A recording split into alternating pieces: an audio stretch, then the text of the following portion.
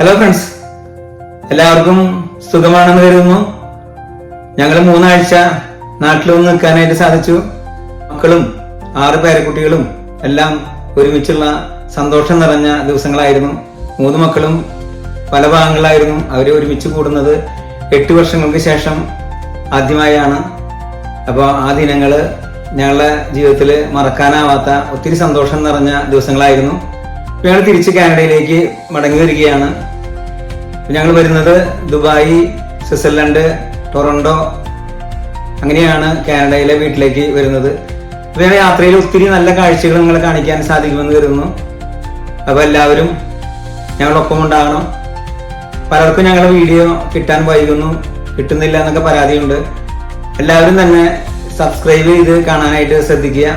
യൂട്യൂബിലാണ് ഞങ്ങൾ video post ചെയ്യുന്നത്. Post ചെയ്ത ഉടനെ സബ്സ്ക്രൈബ് ചെയ്ത ആളുകൾക്ക് കിട്ടും. അപ്പം അതുകൊണ്ട് എല്ലാവരും മറക്കാതെ സബ്സ്ക്രൈബ് ചെയ്യാനും ഞങ്ങളുടെ വീഡിയോയിൽ ഞങ്ങളൊപ്പം ഉണ്ടാകാനും ശ്രദ്ധിക്കുക. അപ്പോൾ നമുക്ക് നേരെ വീഡിയോയിലേക്ക് പോയാലോ. അപ്പോൾ welcome to Joicy Raphael blog. കാനഡയിലേക്കുള്ള ഞങ്ങളുടെ യാത്ര ആരംഭിച്ചു.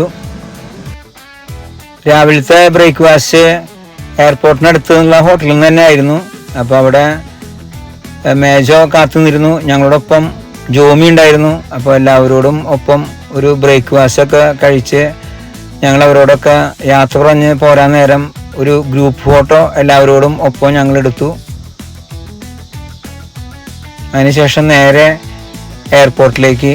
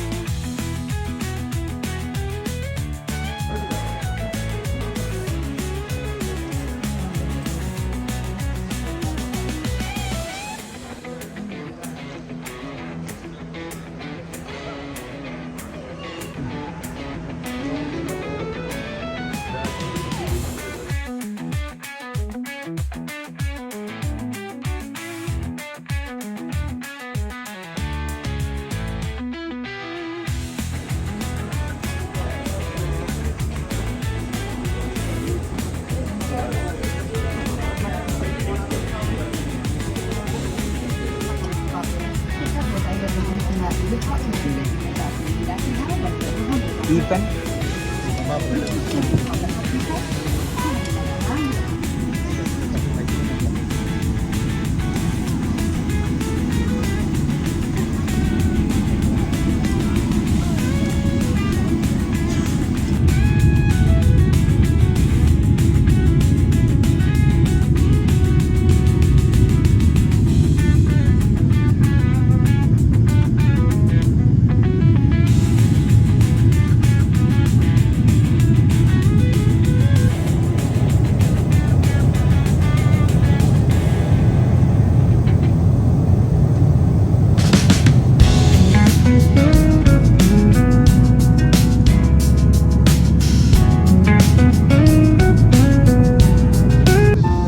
ദുബായ് എയർപോർട്ടിലേക്ക് നമ്മൾ ലാൻഡ് ചെയ്യാനായിട്ട് പോവുകയാണ്. ഫ്ലൈറ്റിൽ നിന്ന് നമ്മൾ ദുബായ് ദൃശ്യങ്ങളാണ് ഈ കാണുന്നത്. ഒത്തിരിയേറെ ബിൽഡിങ്ങുകൾ. ദുബായ് അത്ര മനോഹരമായൊരു സ്ഥലമാണ്. അറബ് രാഷ്ട്രങ്ങളിൽ വെച്ച് ഏറ്റവും കൂടുതൽ ആളുകൾ വന്ന് വിസിറ്റ് ചെയ്തു പോകുന്ന ഒരു സ്ഥലമാണ് ദുബായ്. ദുബായ് ഒരു കാണേണ്ട സ്ഥലം തന്നെയാണ്. അപ്പോൾ ഞങ്ങളും ഫ്ലൈറ്റിൽ നിന്ന് ഇറങ്ങാനായിട്ട് തയ്യാറെടുത്തുകൊണ്ടിരിക്കുന്ന ആൾക്കാരൊക്കെ ഇറങ്ങി തുടങ്ങി.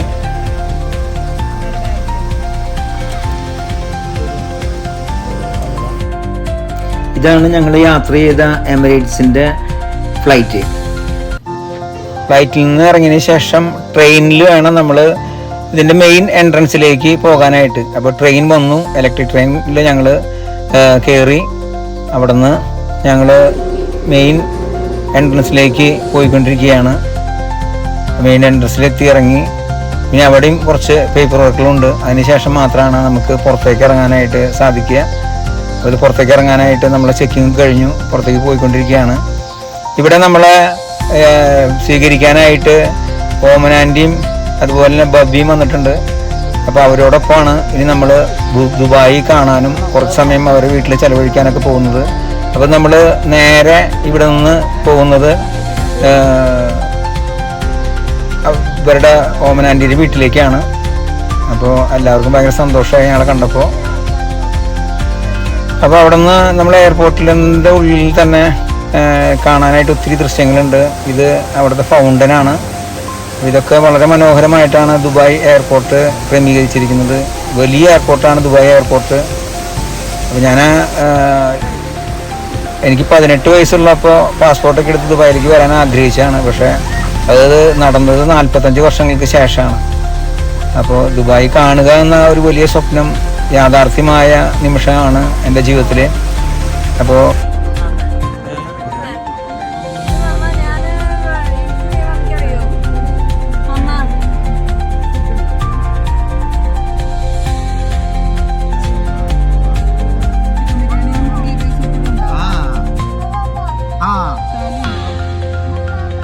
എവിടേക്ക് പോവല്ലോ വണ്ടിയിലല്ലേ പോണേ?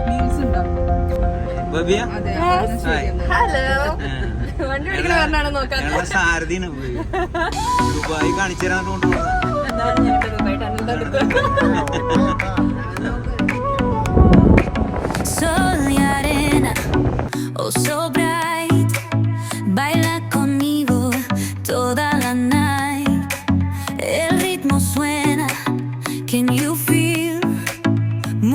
your body, it's so real. Vuélvete loco, don't stop now. Sigue el ritmo, I'll show you how. Fuego en el aire, burning high, feel the heat bajo el sky. Baila, baila, sin parar. Shake your body, shine like stars. Baila, baila, en el mar. Keep it going, no queda igual.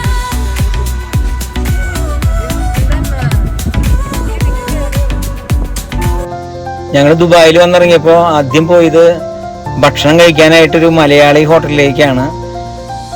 ആ ഹോട്ടലിൽ നമ്മളുടെ ഇഷ്ടപ്പെട്ട ഭക്ഷണം Kerala food കിട്ടുന്നു പറഞ്ഞു. ബുംബും എന്ന് പറഞ്ഞൊരു റെസ്റ്റോറൻ്റാണ്.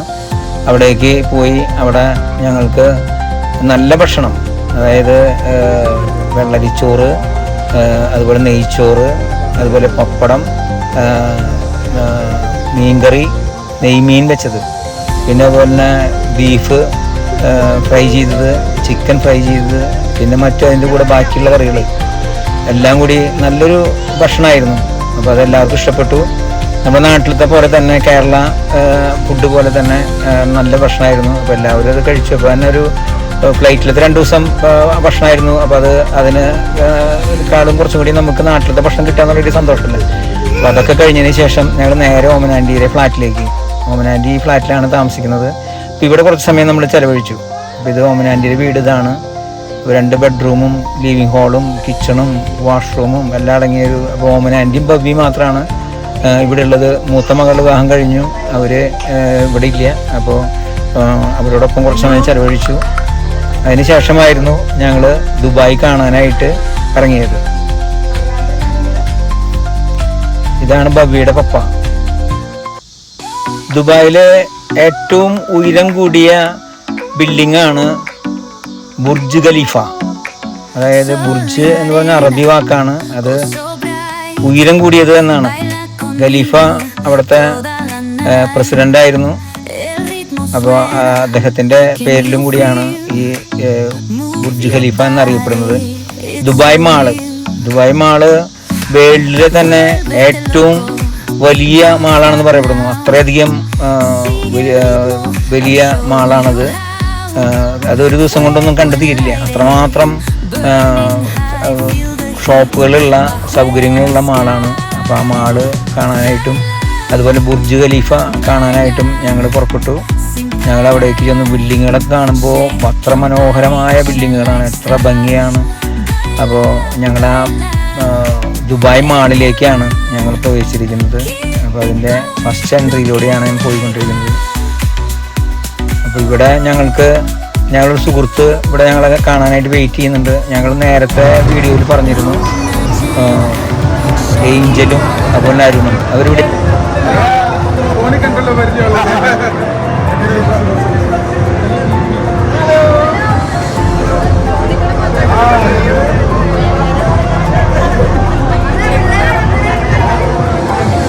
Angel കണ്ടിട്ട് മനസ്സിലായില്ലേ? ആളാകെ മാറിയെന്നറിയാ.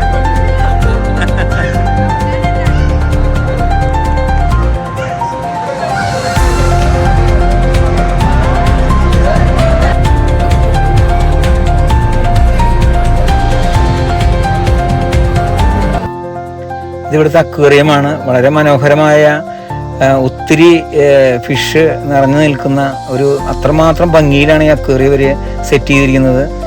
അപ്പോൾ ഒത്തിരി പേര് ഈ ബിൽഡിങ്ങിൽ, ഈ ദുബായ് മാളിൽ ഇത് കാണാനായിട്ട് വരുന്നുണ്ട്. അപ്പോൾ ഞങ്ങൾക്കും ഇത് കാണാനായിട്ട് പറ്റി.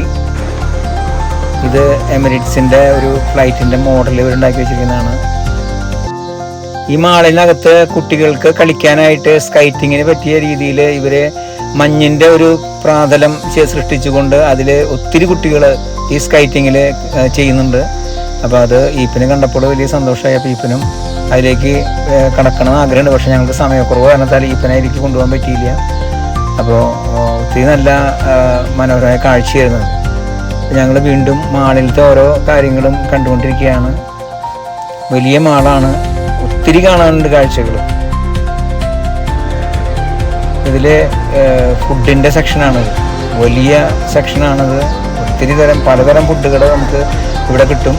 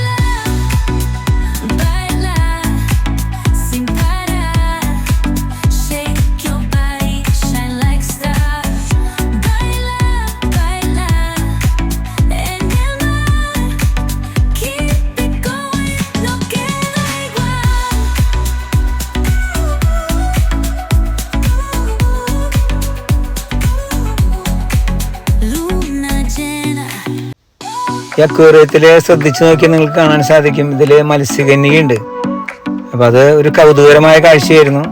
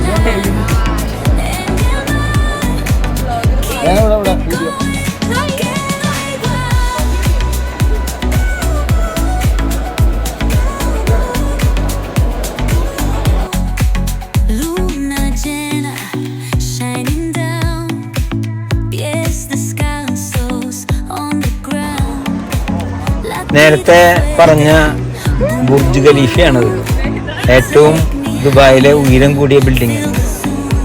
ഒത്തിരി ഫ്ലാറ്റുകൾ ഇതിനുണ്ട്. ഇതിൽ സിനിമാ ലോകത്തുള്ളവരും അതുപോലെ തന്നെ വ്യവസായ പ്രമുഖരുടെയും അതുപോലെ തന്നെ തൃശ്ശൂർക്കാരുടെ പോലും ഫ്ലാറ്റുകൾ ഇതിലുണ്ടെന്ന് പറയുമ്പോൾ ഒത്തിരി തൃശ്ശൂർക്കാർക്ക് അഭിമാനിക്കാൻ വകയുണ്ട്. ഈ ഉയരം കൂടിയ ബിൽഡിങ്ങിൽ നമ്മുടെ തൃശ്ശൂരിൻ്റെ ഒരു സ്ഥാനവും ഉണ്ട് എന്ന് പറയുമ്പോൾ ഒരു സന്തോഷമുള്ള കാര്യമില്ല. കാണാൻ ബുർജ് ഖലീഫയുടെ അടുത്ത് നിന്ന് ബിൽഡിങ്ങുകൾ കാണാൻ നല്ല ഭംഗിയാണ്. ഒത്തിരി ആളുകൾ ഇവിടെ വന്ന് കാണാനും ഫോട്ടോയ്ക്ക് പോസ് ചെയ്ത് ഫോട്ടോകൾ എടുക്കാനും അതൊരു മെമ്മറിയിൽ സൂക്ഷിക്കാനും ഒക്കെ ആയിട്ട് ഒത്തിരി പേര് ഇവിടെ വരുന്നുണ്ട്. ഞങ്ങൾക്കും ഇത് കണ്ടപ്പോൾ വളരെ ഇഷ്ടമായി. അത്രമാത്രം ഭംഗിയുള്ള ഒരു സ്ഥലത്താണ്, ഈ ദുബായിലെ ഏറ്റവും പ്രധാനപ്പെട്ട സ്ഥലത്താണ് ഞങ്ങൾ നിൽക്കുന്നത്.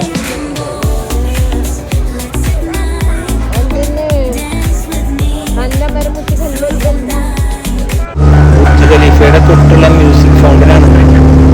ഒത്തിരി ഭംഗിയുള്ള ഒരു കാഴ്ചയായിരുന്നു.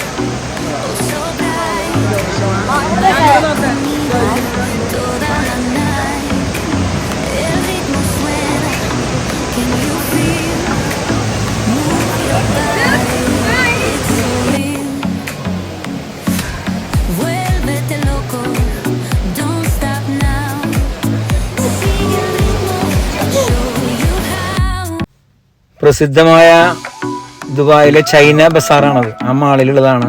ചൈനയിലത്തെ ഒത്തിരി ഐറ്റംസുകൾ നമുക്ക് ഇവിടെ നിന്ന് കിട്ടും. ഒത്തിരി ഭംഗിയാണ് ഇത് കാണാനായിട്ട്.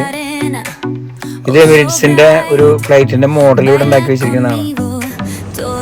ഞങ്ങളങ്ങനെ ദുബായ് മാളിൽ നിന്നും ഇറങ്ങി. ഞങ്ങളുടെ സമയം ഏകദേശം എയർപോർട്ടിലേക്ക് എത്താനുള്ള സമയമായി. അപ്പോൾ ഞങ്ങൾ ഓമൻ ആൻറ്റിയുടെ കാറിൽ അങ്ങനെ ദുബായ് എയർപോർട്ടിലേക്ക് പോകാനായിട്ട് എല്ലാവരും തയ്യാറായി.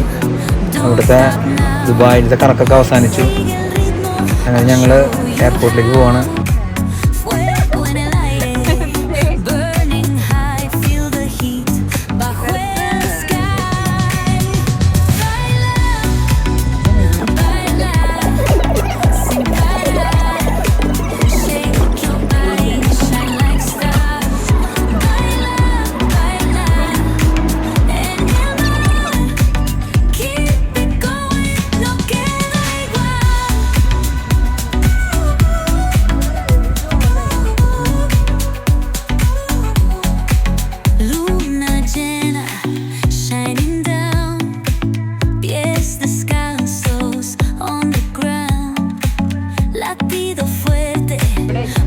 ഓമന ആൻറ്റിയും ബബ്ബിയും ഞങ്ങളെ ദുബായ് എയർപോർട്ടിൽ കൊണ്ടുവിട്ടു. അവർ യാത്ര പറഞ്ഞ് പോയി. ഞങ്ങൾ സ്വിറ്റ്സർലൻഡിലേക്കുള്ള യാത്ര ആരംഭിച്ചു. അങ്ങനെ സ്വിറ്റ്സർലൻഡ് എയർപോർട്ടിൽ ഞങ്ങൾ ഇറങ്ങാൻ പോവാണ്. സൂറിച്ചിൽ. ഇപ്പോൾ സ്വിറ്റ്സർലൻഡാണ് ഈ കാണുന്നത്. ഫ്ലൈറ്റിലിരുന്നിട്ട് കാണുന്ന ഒരു ആകാശ കാഴ്ച. ഒത്തിരി ബിൽഡിങ്ങുകളുണ്ട് കാണാനായിട്ട്. ഒത്തിരി ഭംഗിയുള്ള സ്ഥലമാണ്. അപ്പോൾ അവിടേക്ക് ഞങ്ങൾ എത്തി. ഞങ്ങൾ എയർപോർട്ടിൽ വന്ന് ലാൻഡ് ചെയ്തു. എയർപോർട്ടിൻ്റെ അകത്തേക്ക് പ്രവേശിച്ചു. അപ്പോൾ ആകെ ഞങ്ങൾക്ക് അവിടെ 3 മണിക്കൂർ സമയം ഉണ്ടായിരുന്നുള്ളൂ. അതുകൊണ്ട് പുറത്തിറങ്ങാനായിട്ട് സാധിച്ചില്ല. സ്വിറ്റ്സർലൻഡിലാണ് ഞങ്ങളുടെ സഹോദരിയും കുടുംബവും. അപ്പോൾ അവിടേക്ക് പോകാനായിട്ട് സമയക്കുറവ് വരാൻ പറ്റിയില്ല. അപ്പോൾ എയർപോർട്ടിൽ ഇരുന്നുകൊണ്ടുള്ള സ്ഥലങ്ങൾ മാത്രമേ നിങ്ങൾക്ക് കാണിക്കാനായിട്ട് പറ്റുന്നുള്ളൂ.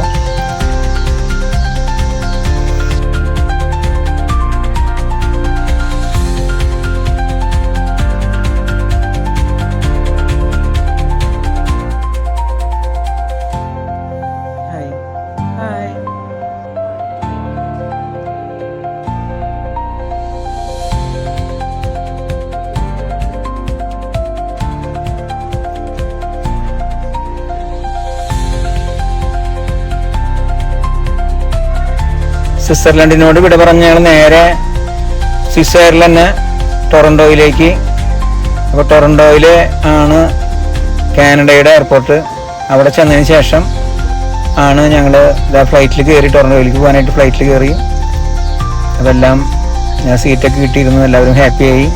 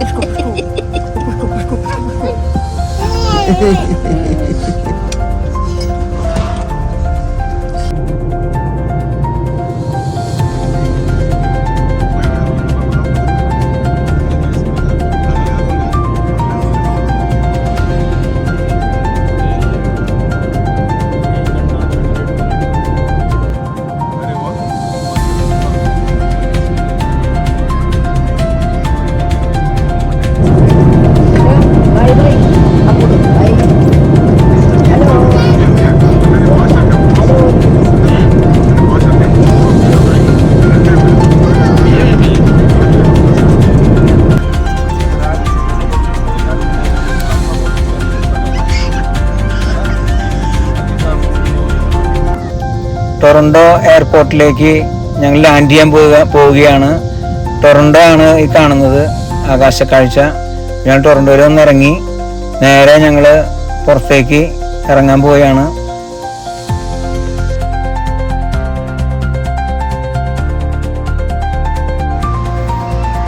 എൽദോയും റോണിയുമാണ് ഞങ്ങളെ എയർപോർട്ടിൽ നിന്ന് പിക്ക് ചെയ്യാനായിട്ട് വന്നിരുന്നത്.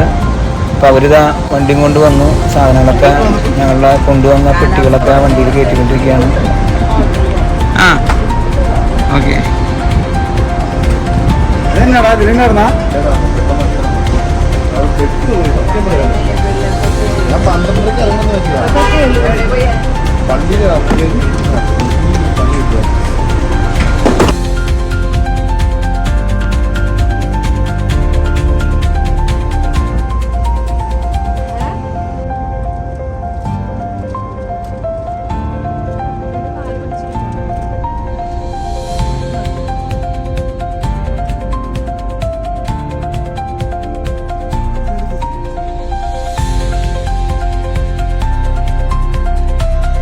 ഹലോ ഫ്രണ്ട്സ്, ഞങ്ങൾ കാനഡയിലെ വീട്ടിൽ സുരക്ഷിതരായിട്ട് എത്തിച്ചേർന്നു. അപ്പോൾ ഞങ്ങളുടെ ഈ കാനഡ യാത്ര വീഡിയോ നിങ്ങൾക്ക് ഇഷ്ടപ്പെട്ട് കാണും എന്ന് വിചാരിക്കുന്നു.